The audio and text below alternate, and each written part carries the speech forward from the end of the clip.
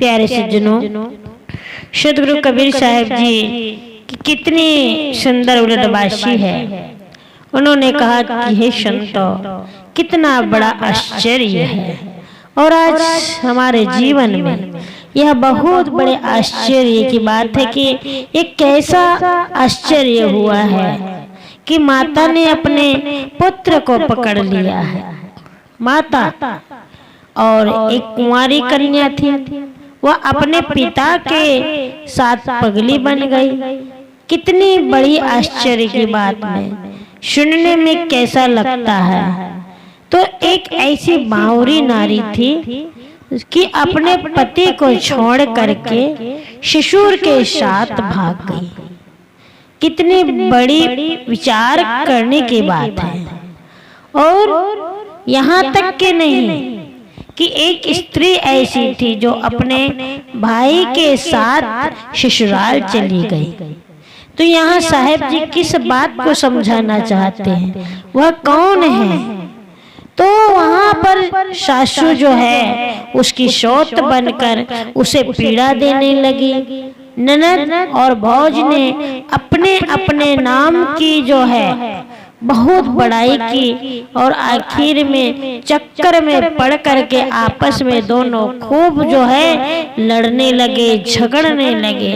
तो ऐसी स्त्री जो अपने समधी के साथ नहीं आई, किंतु वह गवार बन करके घरवाली बन गई। तो कबीर साहब जी ऐसी नारी की बात करते हैं और किसके बात में वह कहना चाहते हैं। कहने का मतलब यह है कि यह उल्टा नारी जो है, जिसमें यह नारी का मतलब होता है कि यह माया, ये माया है।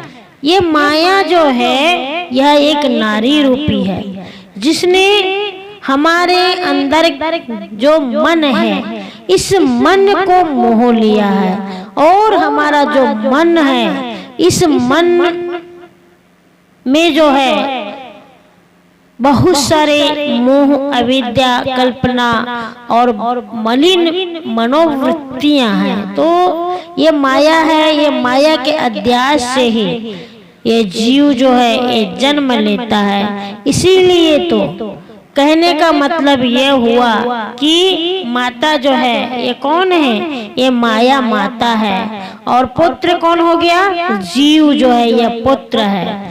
तो माया ने जो है ये जीव को पकड़ लिया है। इसीलिए तो कहते हैं कि यह पुत्र भइल मातारी। कहने का मतलब है कि ये माया जो है, इस माया ने इस जीव को पकड़ लिया है। तो अभिप्राय मतलब है कि जीव माया को पकड़ लेता तो है, लेकिन यह जीव जो है यह माया का ही जनक है। यहाँ पर मनुष्य जीव ही तो मोह पैदा करता है और इस मोह का निर्माण स्वयं करता है। इसमें वासना, मोह, कल्पना के कारण से जो है ये हमारे मन की जो वृत्तियां हैं जो हमारे जीवन में आती है, और यही मनोवृत्तियां माया का लक्षण है। इसमें जो जीव है यह जीव स्वयं अपने आप में एक राजा है, स्वमेव है।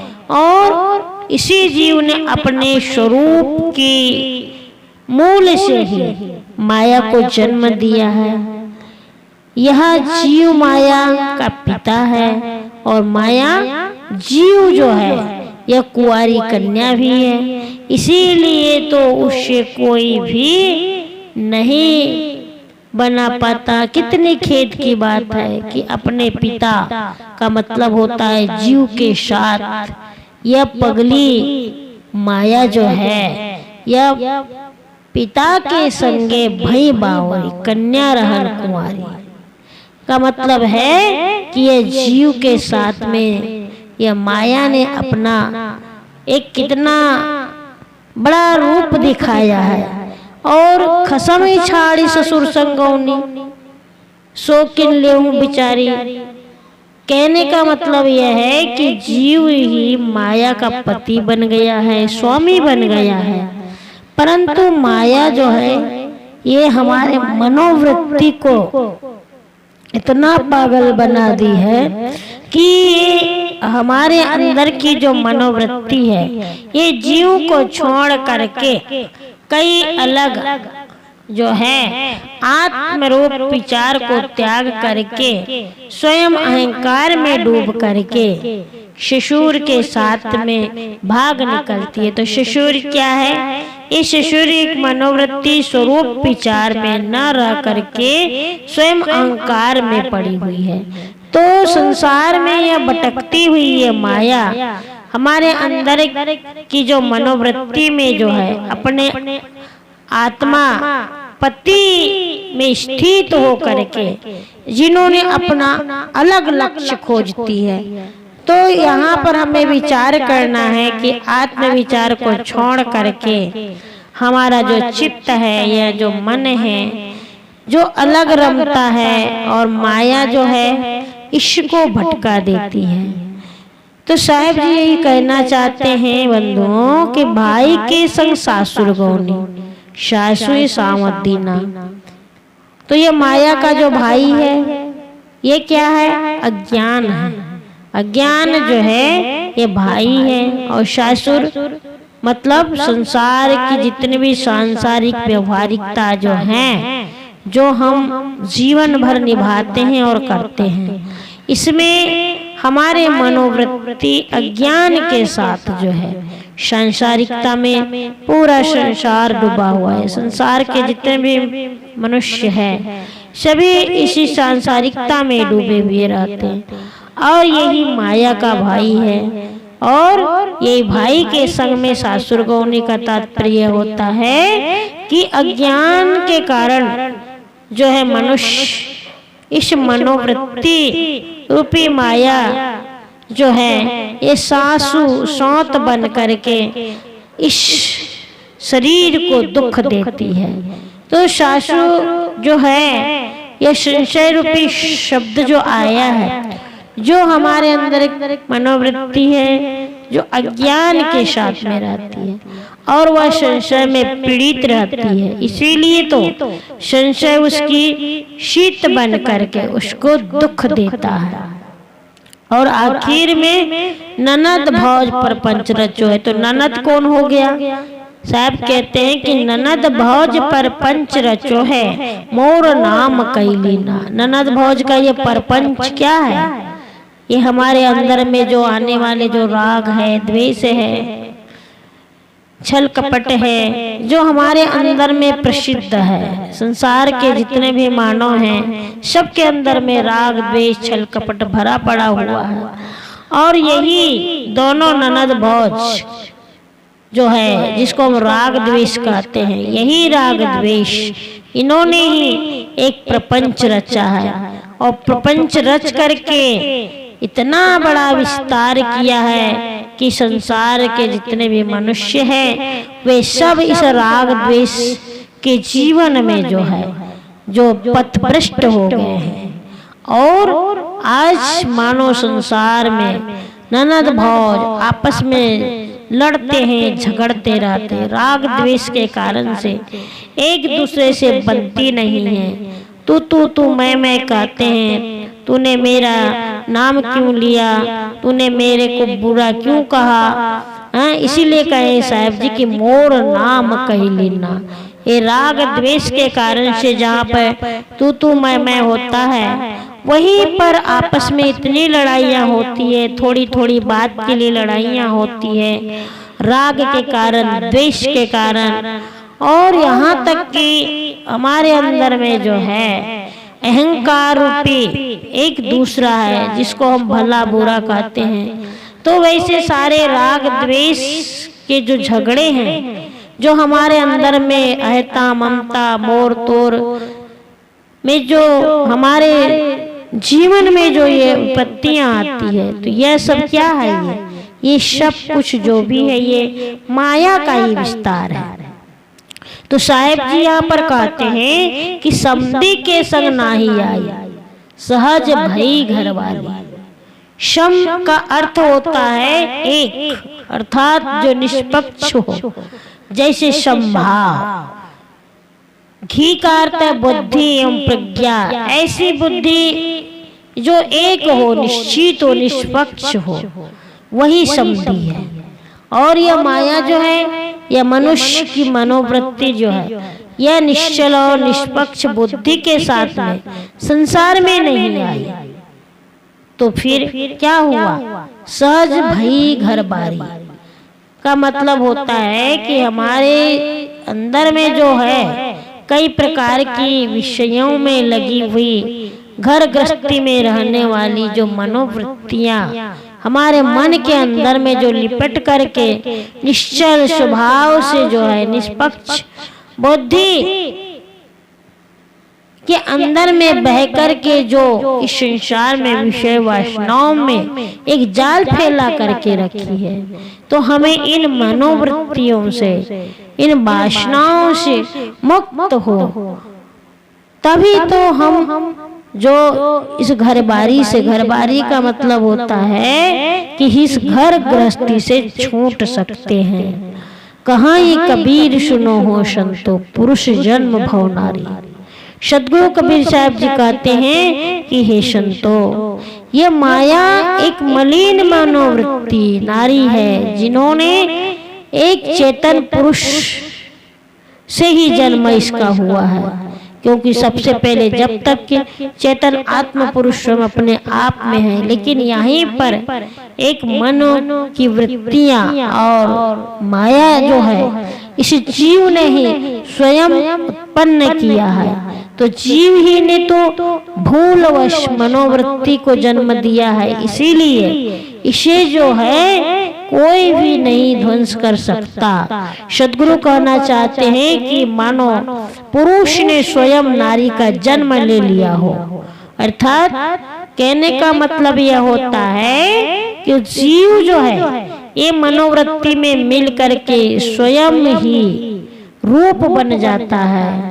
इसीलिए तो कहा जाता है कि जिस क्षण में जीव की जैसी वृत्ति होती है, उसी क्षण में जीव जो है अविद्यावश अपने आप को उसी प्रकार समझने लगता है। इसलिए संसार के जो मनुष्य हैं, उतने सभी मनुष्य जो है जिनके अंदर में जीव मन में कई प्रकार के काम क्रोध उठते हैं, और हमारे अंदर में कई ऐसे काम में क्रोध उठाने का जो क्रोध होता है, मोह उठाने की महिमा होती है, और यहाँ तक कि हमारा जो ये मन है ये अज्ञानतावश स्वयं भटकते रहता है और दूसरों को भी भटकाते रहता है। इसीलिए तो कहते हैं कि पुरुष जन्म भव नारी, अर्थात इस पुरुष का मतलब होता है कि जीव से ही, नारी का मतलब है माया,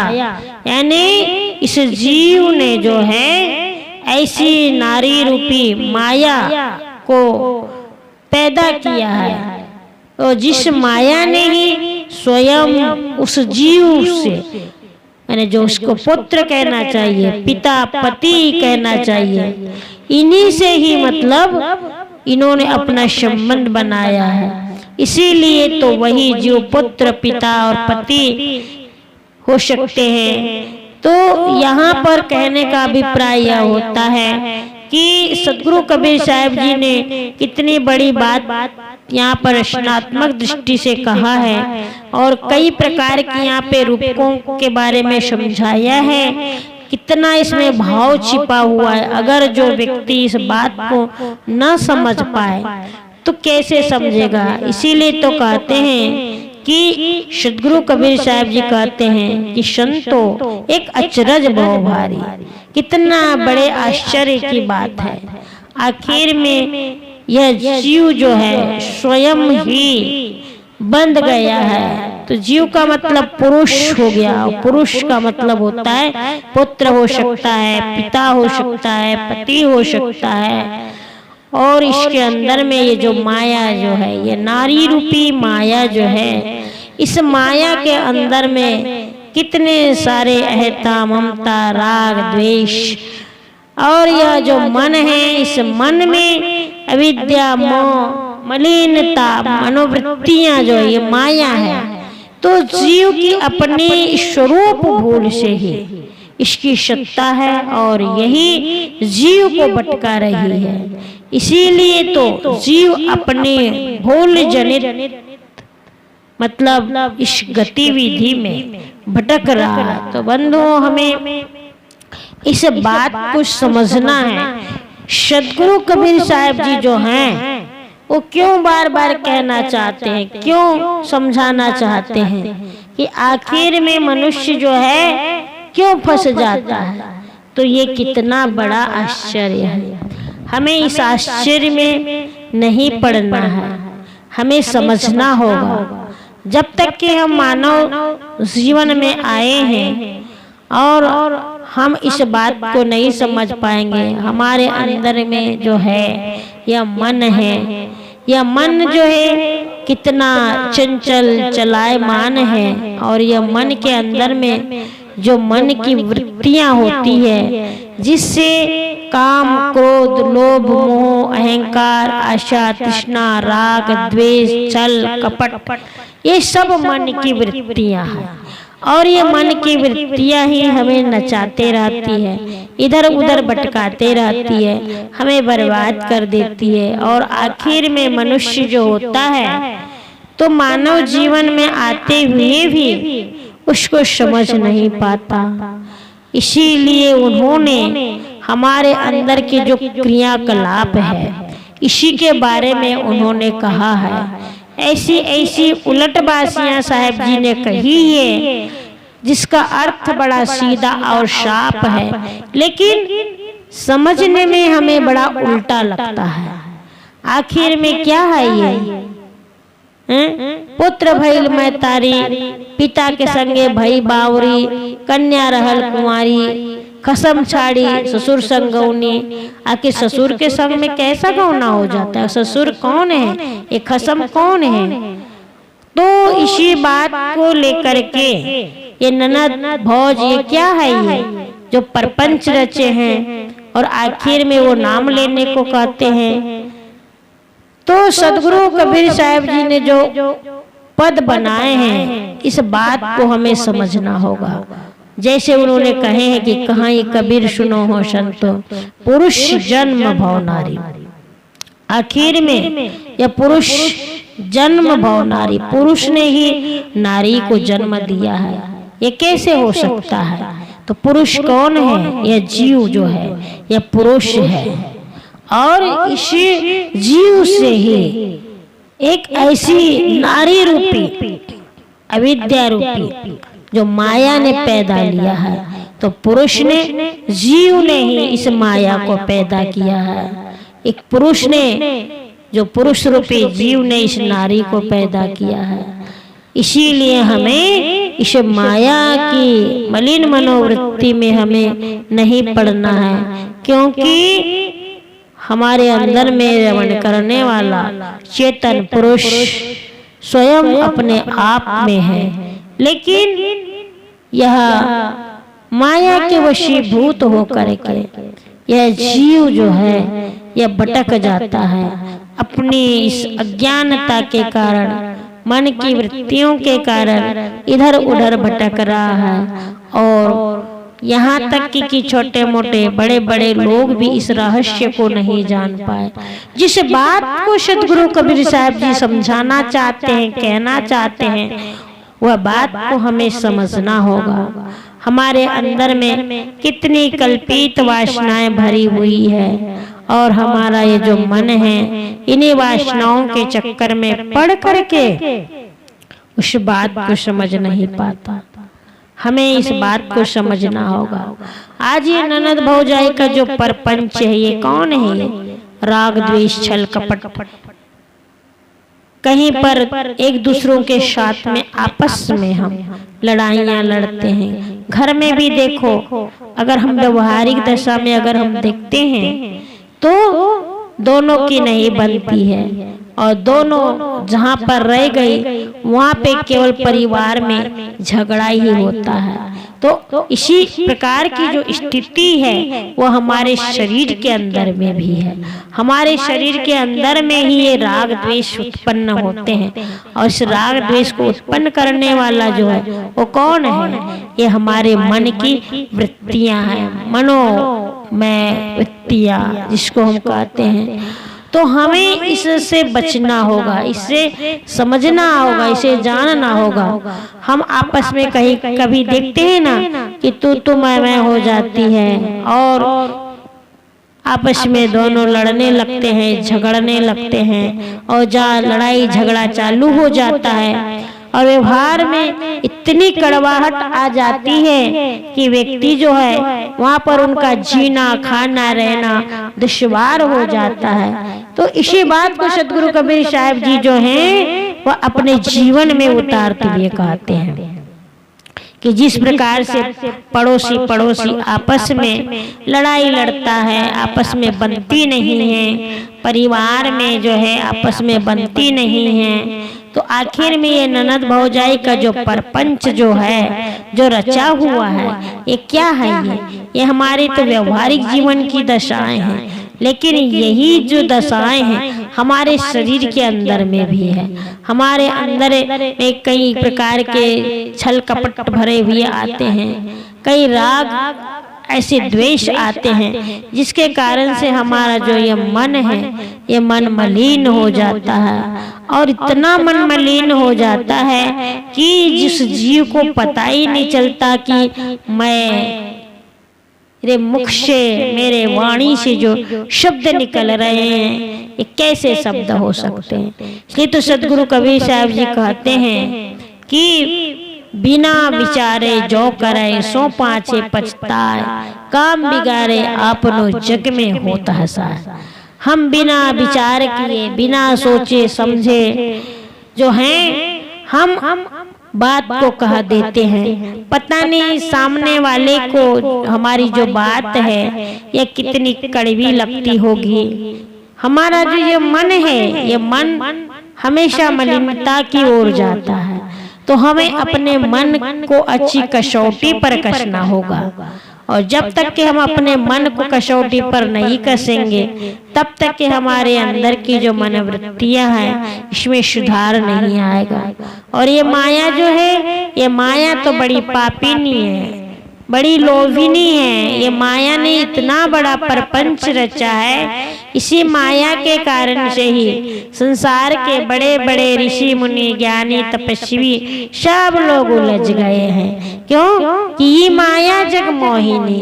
कहते हैं साहब जी कि ये माया जो है ये बड़ी मोहिनी है, हमारे मन को मोह लेती है, खाई नहीं सब जग झारी। यानी संसार के जितने भी महान पुरुष लोग हैं उनको भी खा कर के बैठ गई है। तो ये ऐसी माया है।